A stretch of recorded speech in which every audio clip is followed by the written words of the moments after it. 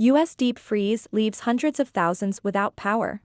An Arctic blast that gripped much of the United States on Saturday left more than 700,000 without power. At least 16 dead from weather-related car crashes and thousands stranded due to flight cancellations. Plummeting temperatures were expected to bring the coldest Christmas Eve on record, and energy systems across the country were strained by rising demand for heat and storm-related damage to transmission lines.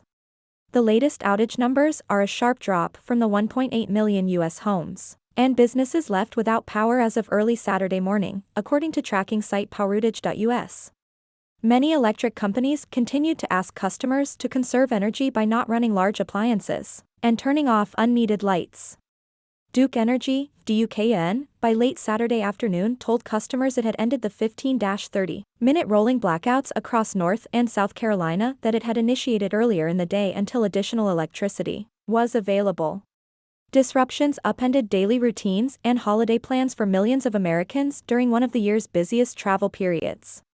More than 2,700 U.S. flights were canceled on Saturday, with total delays tallying more than 6,400, according to flight tracking service FlightAware. More than 5,000 flights were canceled on Friday, FlightAware said. The American Automobile Association had estimated that 112.7 million people would venture 50 miles, 80 kilometers, or more from home between December 23 and January 2. But stormy weather heading into the weekend likely ended up keeping many people at home.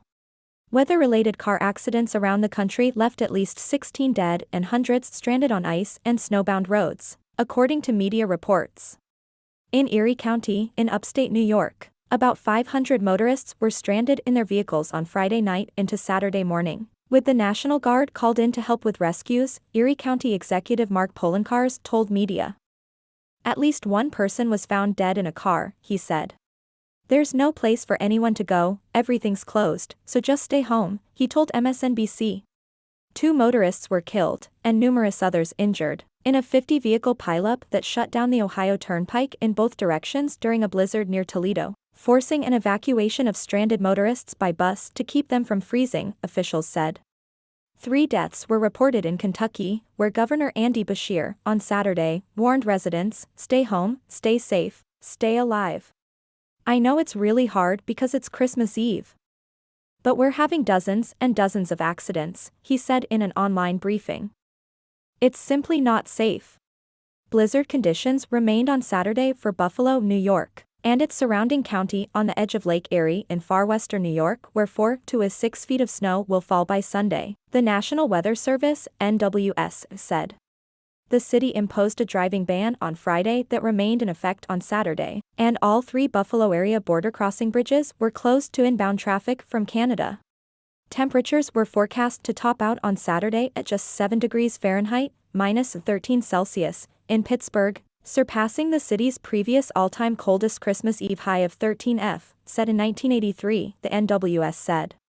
Cities in Georgia and South Carolina, Athens and Charleston, were likewise expected to record their coldest daytime Christmas Eve high temperatures, and Washington, D.C., was forecast to experience its chilliest December 24 since 1989.